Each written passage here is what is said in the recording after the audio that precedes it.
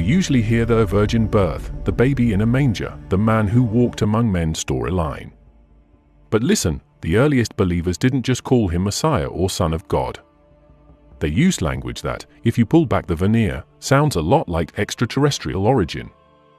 They held a view of Jesus not just as a human divine figure, but as one who came from beyond earth, inhabited human form like a suit, then returned to where he came from.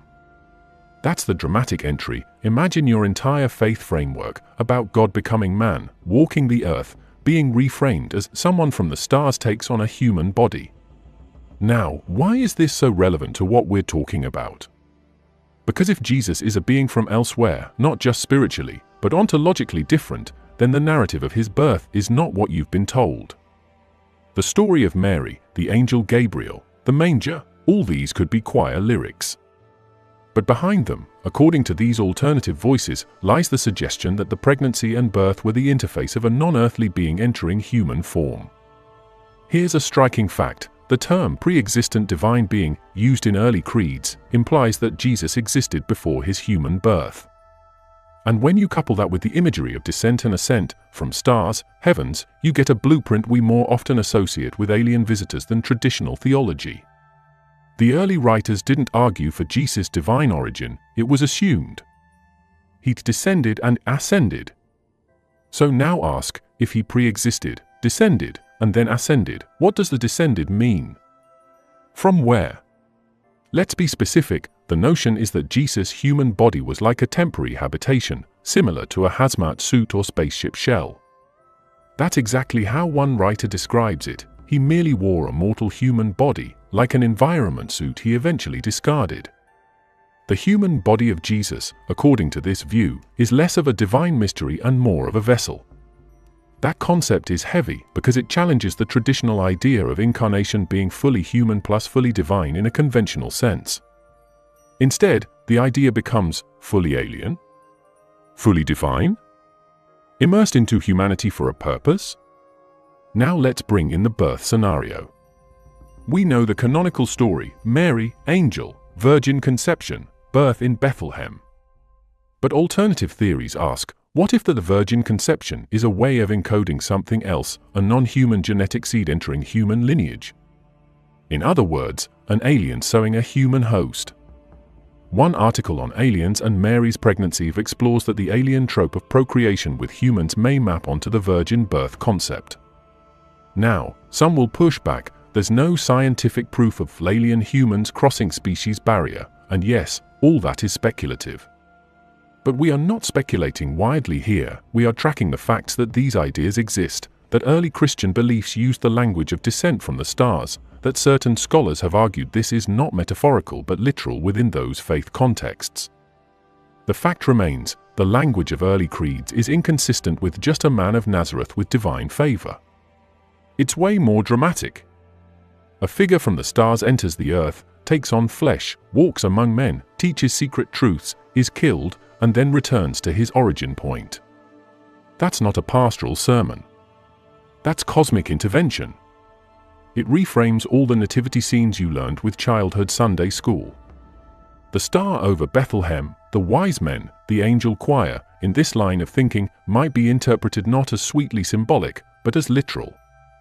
Visitors from space. Announcements from above. A ship in the sky.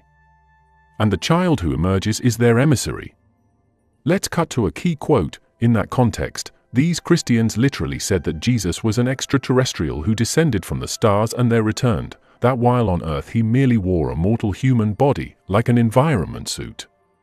That's not what you hear in standard sermons. It is a radical claim, but the point here is, it is documented in alternative scholarship and early Christian creed texts, not simply modern sci-fi. So what do we do with the birth itself? Mary's role becomes ambiguous. Instead of merely a mother of God in human terms, she becomes an incubator for an alien incarnation. That's a wild twist. Traditional theology frames it as divine mystery. This alternative track frames it as engineered intervention. Another version suggests that in the nativity scenario, the aliens appeared to shepherds in a field to announce Jesus' birth. The shepherds in the field, a pastoral image, might be read instead as witnesses to unusual lights, visitors in the sky. The stars might be a symbol of a spacecraft. Not a natural phenomenon but an engineered encounter. Yes, it sounds provocative. But we're dealing with the facts of the claim. The claim is early Christian belief frameworks allowed for a divine being descending from the stars, becoming human, then ascending. And the story of Jesus' birth has features that align with alien visitation tropes, virgin birth, announcements in the sky, guiding lights, visitors watching. Whether you accept this theory or not, the facts are, these theories exist, scholars have laid them out, early Christian texts can be read this way. To make it concrete, the Nativity account includes the Star of Bethlehem, wise men from the east, a group of shepherds startled by heavenly beings, and the virgin birth. These are elements we think of as spiritual. But when you reinterpret them through the lens of alien encounter narrative, star spacecraft, wise men observers from afar tracking the craft, shepherds witnesses to aerial visitation, you end up with a dramatically different reading. One version even frames it as, Jesus was allegedly a mixed breed, part human and part alien. Soon after the birth of Christ, aliens appeared to shepherds in a field to announce it. That's the bold claim. Now, don't get it twisted, this doesn't equate to proof in a scientific sense that aliens exist and impregnated a woman. But the point we're building is, if early Christian writers believed that it descended from the stars a narrative, then the birth story of Jesus may hide deeper layers than the comfortable God took human form story. It might be coded metaphor, or it might reflect a different ontology altogether, one where Jesus is not just divine human but cosmic human alien. Interact with me here. What if Mary's womb was not just a temple but a lab? What if that angel's visit was not just a spiritual messenger but a technological operator? Think about that. The difference between angel and alien in these narratives might just be linguistic. In the mind of ancient scribes, the sky visitor, the light in the sky, the object of wonder, they all point upward. For early Christians, that might have meant God's realm. But for us today, it might mean someone came from out there. Another hard fact, in the earliest Christian documents, little space, no pun, is given to Jesus' human upbringing, village life, typical agrarian context. The emphasis is not on Jesus learned carpentry from Joseph or Jesus grew in wisdom like ordinary lads do. Instead, the language focuses on descent, incarnation, and return to heavenly realm. The bodily life becomes secondary to the cosmic role. That is what scholars point to, Jesus as pre-existent divine being then descended, then ascended. So the entrance, his birth, takes on new weight. This is not just God with us, this is God from elsewhere visits us. Imagine viewers, the night sky over Bethlehem, the glittering star, you thought it was symbolic. What if it was a signal? And Mary's visit by Gabriel, angelic messenger, what if it was a visitor transmitting instructions? The shepherds' fear, what if they witnessed a craft? We're laying the groundwork here, all with reference to credible alternative scholarship. Let's talk data. Early Christians believed he would return from the stars and that his human body was like a discarded suit. Their metaphor might have been more literal than we think. The body was transient, the being eternal and pre-earth. Now apply that to the birth account, the moment of entry is critical. If he wore a human body, that body must be assumed inserted. That matches the virgin womb story. If you accept the metaphor, Mary is the point of entry. It becomes a portal event. That's powerful. That's what this section is about. Now let me invite you to question, when we hear born in Bethlehem, do we think incarnation of the divine into flesh? Yes. But in this view we might ask, born of a higher being into flesh so that being can walk among humans. That's a shift of paradigm. And once you shift that, the birthday becomes less a tender scene and more a strategic deployment. Let's start with thunder, smoke, light and vehicles in the sky, not metaphors, actual phenomena recorded in Scripture. There are passages that describe vehicles of power arriving from the heavens, objects of supernatural speed and maneuver, beings descending and ascending with what can only be described as transport tech. Some researchers point to the prophecy of the prophet Ezekiel in the Hebrew Bible where the wheels within wheels appear with living creatures, flashes of lightning, fire, and firmament overhead. A space engineer once modeled that text as the description of a spacecraft. This isn't fringe fantasy, the description matches craft behavior rather than traditional angelic vision. This same pattern ripples into the New Testament: signs, wonders, ascent and descent of the Christ figure and his entourage. And here's the key: if the actor behind those miracles had access to technology beyond our world, we need to read the miracle stories again. A group of disciples witness their teacher walking on water, commanding wind and waves. Traditionally, it's framed as divine mastery over nature. But if you drop the theology and view it through the lens of intervention, you ask, what kind of technology or being could manipulate the physical environment so effortlessly? If the body is not entirely human but something far beyond, the boundaries of natural law shift. Street-level miracles transform into orbital-level ops. That's a fact. The text reports phenomena that transcended human capability. To claim otherwise is to ignore the literal account of the event. The corpus of alternative research on ancient texts shows that several narratives describe transportation of beings into the sky, flashes, clouds of fire, hosts of heaven visible to many. For instance, the notion that a vehicle of light came, delivered a figure, then left. These aren't just poetic images, they are described in consistent language, ascending, descending, moving through the heavens. The New Testament writers and early believers use terms like heavenly realm, glory came down, glory returned, language that parallels what one would say about a ship landing and lifting off. The emerging pattern, so-called miracles, are consistent with advanced manifestations. Let's talk specifics. One example, the story of the resurrection with associated bright light, guardian appearance, earthquake, tomb rolling back, hands touched, walked away alive. If we isolate the narrative from its dogmatic packaging, we have human body reanimated, surrounding mass witness, environmental upheaval, guiding agent. The only rational non-theological lens, advanced operation of unknown origin. The body in question may have had access to capabilities beyond mortal flesh, enabling resurrection, reconfiguration, escape. That's a fact reported in the texts. Traditional theology interprets it as divine miracle, fine. But the raw report says miracle as an exceptional phenomenon, and arguably consistent with alien tech. Here's another dimension: teaching as transmission of hidden knowledge, advanced instructions, codes. The New Testament records a teacher who declares, "You have not chosen me, I chose you. The words I speak to you are not my own. On that day you will understand." That's not standard pedagogy. That's download. When you compare that with mythologies of alien visitors imparting technology or knowledge to early humans, the overlap is striking. There's a teaching component in the NT that appears more like contact debrief than sermon.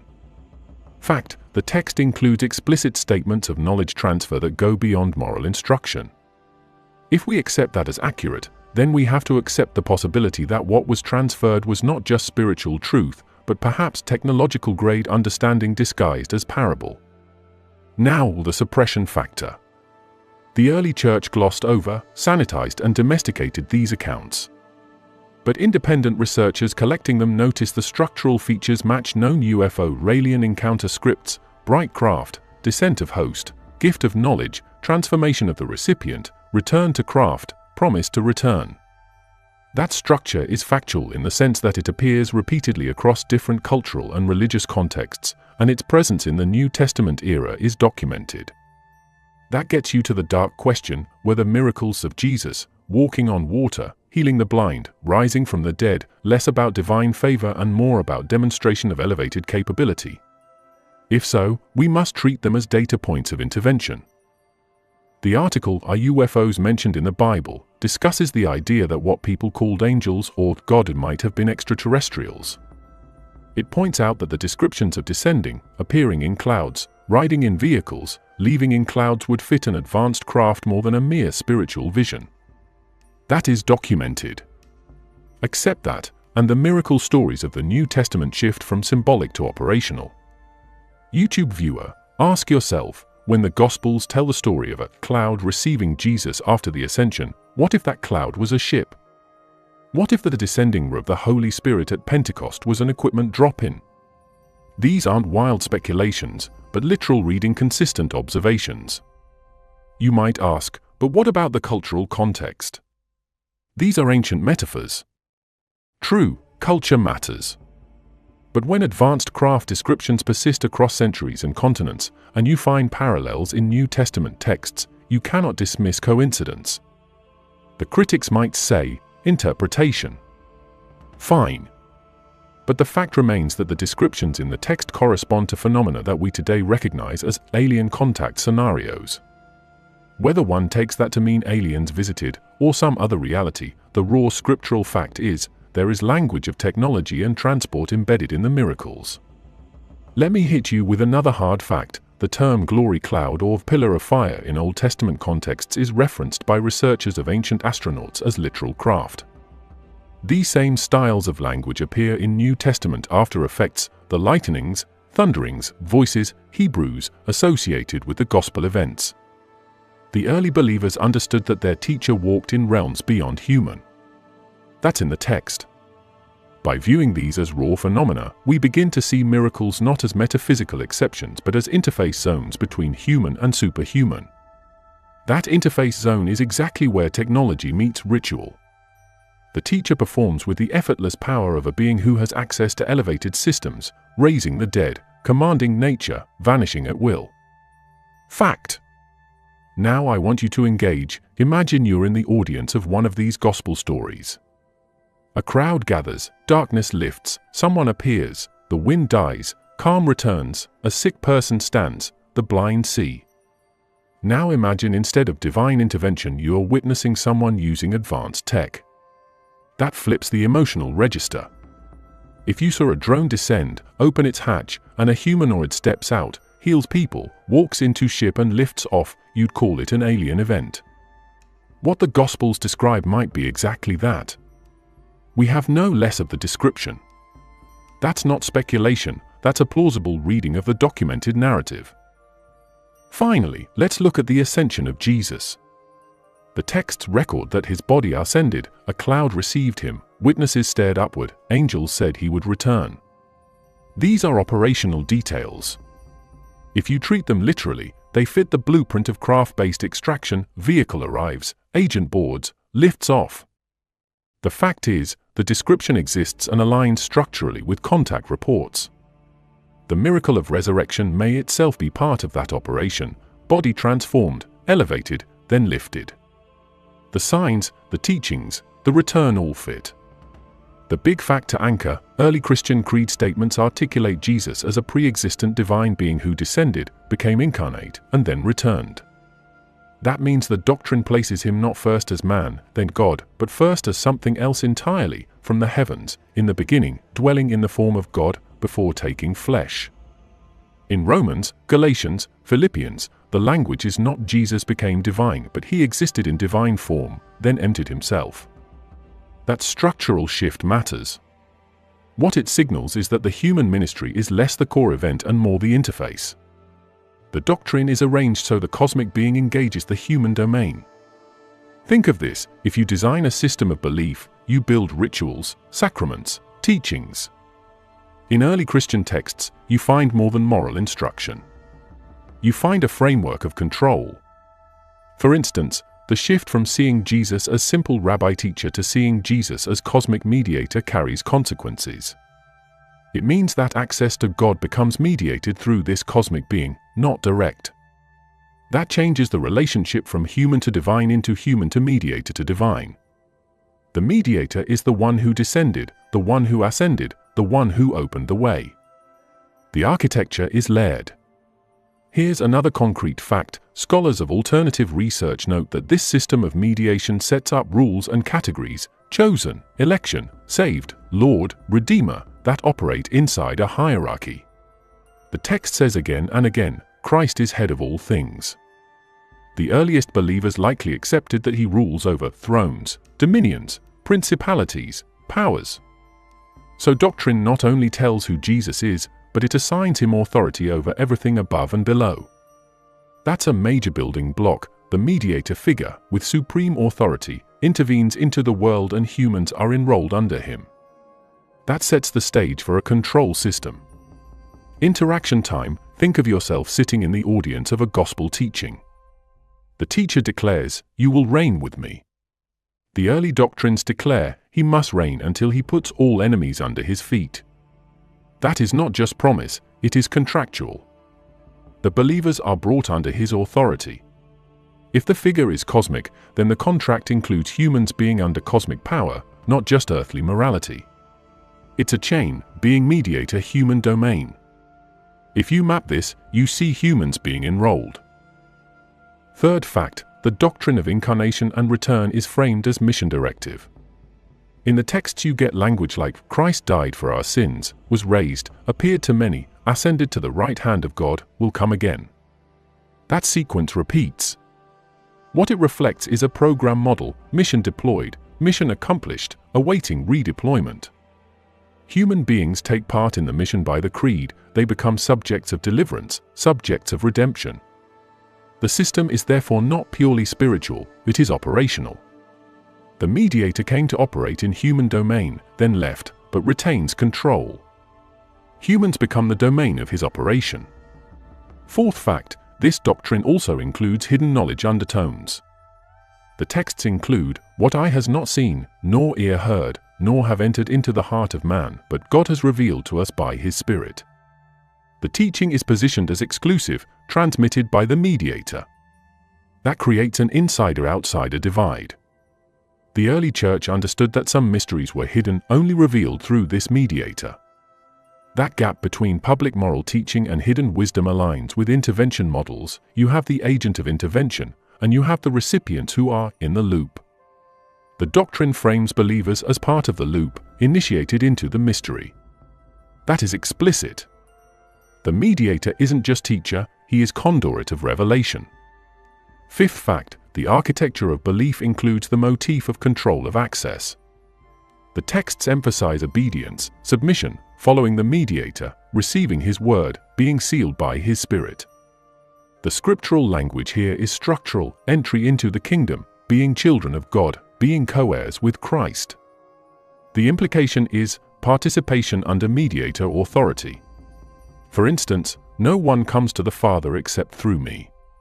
That line places the mediator as gatekeeper. Whether intended or not, that's what doctrine constructs. The mediator is the one you must go through. That builds up a system where humans must align with the intermediary agent to get in.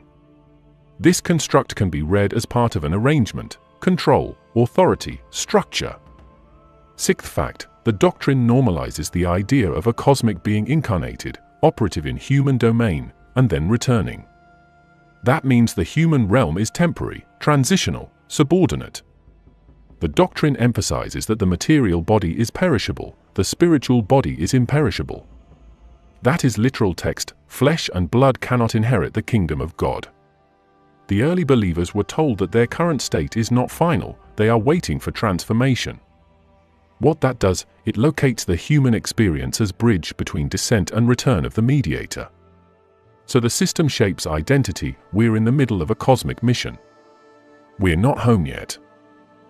Seventh fact, the texts record that the mediator has authority over angels and principalities and powers. That language exists indigenously in early Christian creeds. That means the mediator is above the spiritual realm's agents. That reinforces the system, this is not human only or spirit only, this is cosmic. If a being has authority over both spiritual and earthly domains, the doctrine is constructing a hierarchical architecture that spans domains. That's operational control, being in multiple realms simultaneously. The doctrine makes human allegiance part of the architecture. Now I ask you, when you read the doctrine of the New Testament without filtering, you see a structure, not just a story. You see humans being enrolled into a system, with a mediator from above, with authority above the human realm, with revelation distributed only through the mediator, with transformation promised in the future. That architecture is clear. It is not necessarily evil, but it is designed. Whether by divine being or other entity doesn't change that structurally it is aligned with intervention logic. Picture this, a group of witnesses gathered, watching their teacher, and then he is lifted upward, a cloud receives him, he vanishes from sight. That isn't just poetic language. In Acts of the Apostles 1:9-11 you have a plain statement, he was taken up, and a cloud hid him from their sight. When he vanished, two figures dressed in white stood by and told the watchers, "This same Jesus will come in like manner as you saw him go into heaven." That's a striking, factual account of disappearance and promise of return. Now listen closely. That event isn't described as Jesus rose spiritually but was taken up bodily. The watchers saw him go. They looked up in the sky while he ascended. They weren't told to have mystical faith, they were watching. The wording is operational. The cloud hides the movement. He is up there. A body. A departure. Real time, within human perception. That's the drama. That's the anomaly. Then there's the language of return. You will see him continue in like way. So he didn't just vanish into abstraction. He left in a visible way and promised to return visibly. The event is not just symbolic. It's built on visibility and physical disappearance. He didn't float away in a dream, he ascended in sight of human witnesses. That demands something more than theology. It demands we ask, what kind of exit is this? What cloud is this? This isn't just he ascended to heaven in vague spiritual terms. It's shepherds, watchers, sky-gazing, a cloud that takes him. Here's the fact, the cloud imagery repeatedly connects with the divine presence, but in this moment it's functioning like a transport capsule. The cloud receives him, hides him. The watchers are left looking up. The promise of return is the same mechanism reversed. That's strongly reminiscent of craft, departure, extraction. You can't ignore the repeated motif, body taken up, cloud out of sight, promise of return. It's consistent. YouTube viewer, imagine standing on a hill, watching a craft ascend through the clouds, the object disappears. Two attendants show up and say, "He'll come back the same way." That scene is eerily similar to the biblical account of the ascension of Jesus. Now extract the word craft and substitute cloud and a divine realm and you get the traditional reading. Keep craft in and you get a totally different reading, but the event remains the same. The fact remains the watchers were looking into the sky, saw departure, and anticipated return.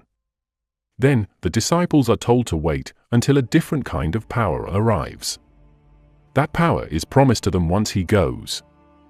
That means his removal is not the end, but a transition. He exits the human domain, the observers remain, and now they're tasked to engage in the interim. The ascension establishes a new order, human domain now controlled through the schedule of return of the one who ascended. That's a structural fact in the text. Another fact, in the Gospels you find Jesus himself saying, "You will see the Son of Man ascending where he was before." He frames his departure and return as location-specific, from where he was. That phrase, "where he was," implies pre-existence in a realm his followers cannot immediately access. That sets up the ascension as return to a prior place. He is coming from where he was. If you map the narrative, you see descent, birth, mission, ministry, elevation, ascension. That triphase model is consistent across New Testament doctrine. Think of it like this: descent equals entry into human domain, mission equals operations within, elevation equals exit from human domain. For the watchers, it was real. For the disciples, it was direct. The text says they were looking steadily into heaven while he ascended. That's fact. And then two men in white arrive. The presence of the additional observers in the sky watching scenario adds weight. The event is witnessed by many, not a private vision. That means this ascension is not only a departure, it's a publicly witnessed departure. That's the anomaly. That's the glitch in the story that refuses to be reduced to metaphor alone without strain. If you treat it as literal, then you have body leaving earth, going up, disappearing into cloud, watchers witness, promise of return. That is extraction event. And there's one more fact layer, the language of clouds and powers in multiple New Testament references. The phrase "coming with the clouds of heaven" occurs. The ascension image is tied to cosmic authority. The one who ascends will return with the clouds. That shows the event is not isolated, it is part of a cosmic framework. The ascension is the terminus of his mission in human domain, but also the gateway to a higher domain, the domain from which he came and to which he will return. Let me ask you, when you heard the story of the ascension, you heard dramatic theology. But now ask, did you hear a human becoming spirit? Or did you hear a body boarding transport, leaving one sphere, entering another? Because in the text you have body, departure, visible witnesses, cloud, exit, return, promise. Those are operational features. The text, in its plain reading, doesn't disclaim this is a symbol, it states they saw this. Throughout the early centuries, there circulated dozens of writings, gospels, letters, apocalypses, that presented different versions of Jesus, different frameworks of his authority, and different relationships between the human race and the divine agent. These are the texts known broadly as the apocryphal gospels or lost scriptures. They didn't get included in the official canon of the New Testament. The fact they existed, they were read, and they offered variants, some challenging the dominant narrative. Take for example the fact that scholars document dozens of non-canonical gospels. Some writings date back to the 2nd century. They didn't all survive fully, but their fragments were quoted by early church fathers. That means the early Christian world was far more chaotic than the tidy, four-gospel, one-narrative system we often assume. Records show that these alternate texts were targeted or ignored by later Orthodox institutions because they conflicted with emerging structure and authority. Another concrete fact, those apocryphal texts often featured themes that Orthodox texts either minimized or excluded. They included dialogues in which Jesus reveals secret knowledge to select disciples, heavenly journeys of apostles, mystical teachings about the nature of reality and the boundaries of flesh. Because of that, they were branded heretical or suppressed. That suppression fact, that certain texts were deliberately sidelined, is well documented. It implies a power dynamic. The dominant tradition chose which manuscripts shaped doctrine and which didn't. We also have factual evidence that the canonical system itself, what we now call the New Testament, was established over decades, not instantly. The canonization process involved debates, regional councils, and variants. Many of those non-canonical texts were known, circulated, and eventually excluded for reasons of theological compatibility, orthodoxy, authority, authenticity. The result, a body of knowledge got sealed off. That means the picture provided to mainstream religion was curated. Now, why bring this into the narrative about Jesus and aliens in the Bible? Because these excluded texts often hint at alternate cosmologies. For example, some articulate dual worlds, angelic rulers, archons, bodies that are containers, secret revelation from above. These features align with the intervention model we've been discussing, the idea of extraterrestrial-grade agent entering human domain, interacting, leaving. The facts of the manuscripts show that the early Christian world entertained those ideas, even if they were later marginalized.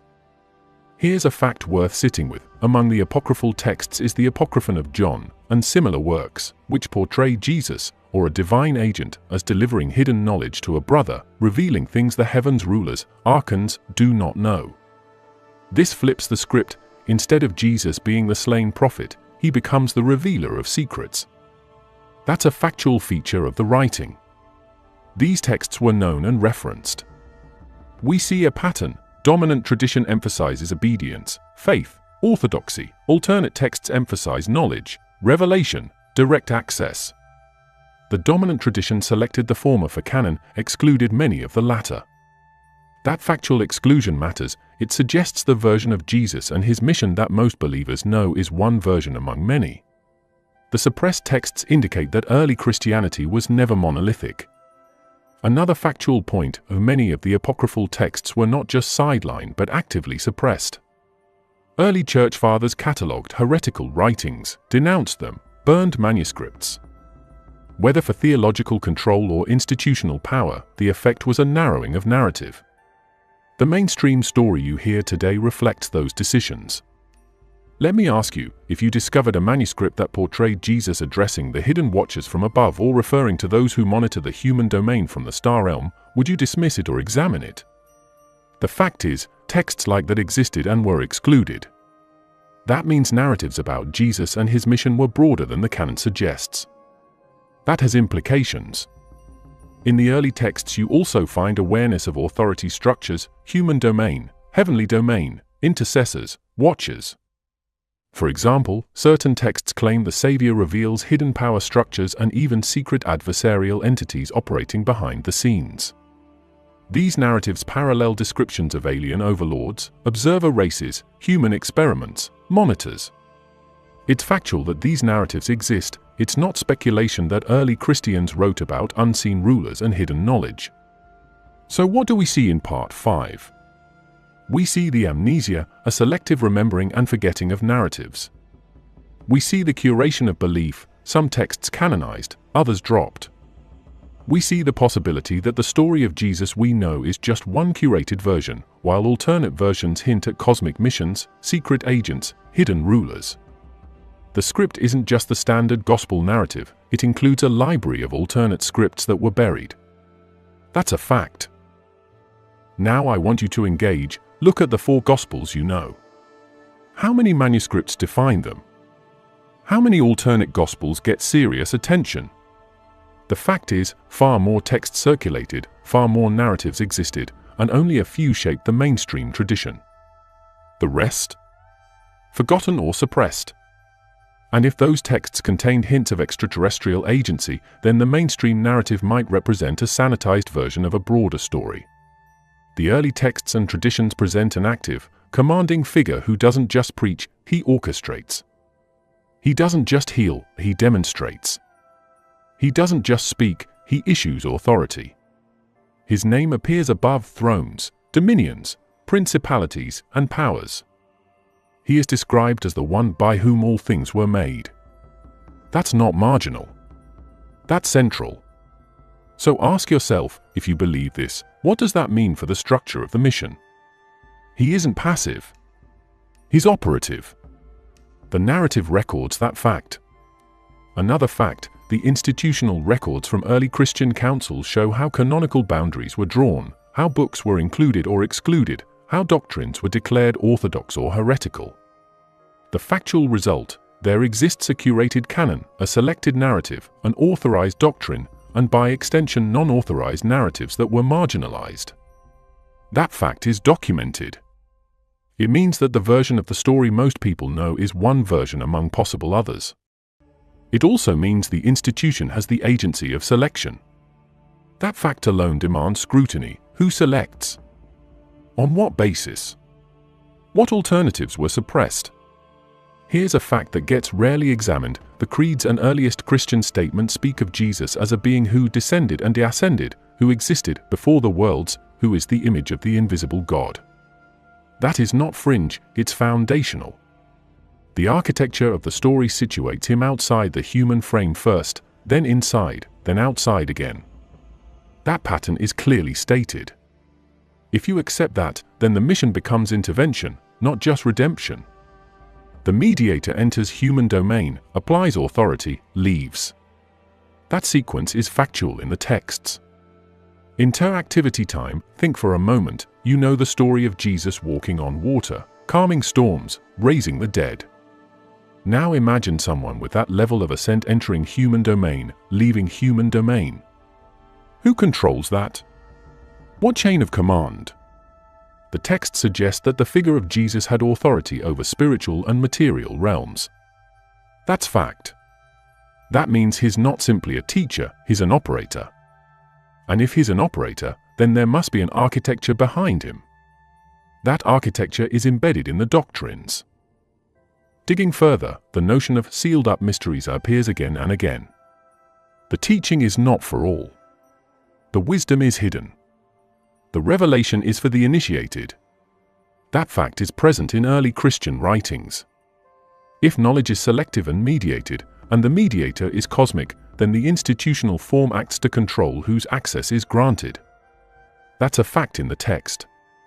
That opens the vault. Control of knowledge equals control of reality. Another concrete point, the institutional trajectory became one where the mediator is no longer physically present, but his authority remains in his name, in the institution, in the scriptures. That's fact. The mediator ascends, the institution remains. The texts and doctrine shift from direct contact to representation. That's documented. So what you have is a replacement of physical presence with institutional presence. That fact is operational. The narrative records it. So let's ask, if the being who entered human domain left, yet authority remains, what keeps the system running? The system is the institution, the text, the sacrament, the organization. That is fact. The early Christian movement built an organizational structure: canon, creed, bishops, teachers. The mediator's departure created the need for structure. The fact is, the structure exists. The fact is, the mediator existed and left. Combine those, you get a governance model. You can't deny the facts, you can only question the interpretation. We also have fact that the texts project a future return, the mediator will come back, the system will be completed, the kingdoms will submit. That is literal in Scripture. The promise of return is factual. The watchers stare into the sky. The institution holds the promise. That structure is intact. It means the system is in a holding pattern. The mediator left. The institution runs. The return is pending. That is operational fact. YouTube viewer, this is not theory, this is structural design. Let's engage. If you believe that the mediator was not simply spiritual, but operative, not simply human, but cosmic, then you design a system where his departure doesn't disable the mission. You'd build an institution to preserve authority, to perpetuate the mission in his absence. The facts of how early Christianity developed align with that design, from apostles to bishops, from letters to canonical texts, from direct contact to mediated authority. That's documented. The architecture is visible. Now here's the stark fact: if the canonical narrative selected the version that portrays Jesus as divine mediator and excluded texts that emphasized alternate cosmologies, then the institutional story you're given is trimmed. That trimming is fact. It's historical. There were competing books, competing views, competing doctrines. They were excluded. The fact is, exclusion equals selection. Selection equals power. So the institutional story is shaped by those who held power early on. That fact changes the way you see the story of Jesus. I ask you, when you learned about Jesus, did you learn he was just a teacher? Did you learn he was part of a structured cosmic intervention? The texts you know emphasize the latter. That's fact. Now the recorded institutional response emphasized authority, orthodoxy, control of doctrine. That's fact. Put together, what you get is, the figure of Jesus served as the anchor for a system of authority spanning domains above and below, spanning human and divine, or perhaps human and extraterrestrial if you apply the lens we've been exploring. But facts remain: authority, mediation, institutional continuity. So the hidden truth in the story isn't a wild speculation, it's literally embedded in the structural facts of the tradition: descent, intervention, ascension, authority, institution, promise of return, curated narrative, exclusion of alternatives. That is the vault we've been opening. The ultimate act of power is control of the narrative. The ultimate act of authority is mediation of the divine through the institutionalized. These facts are recorded, and they ask bold questions.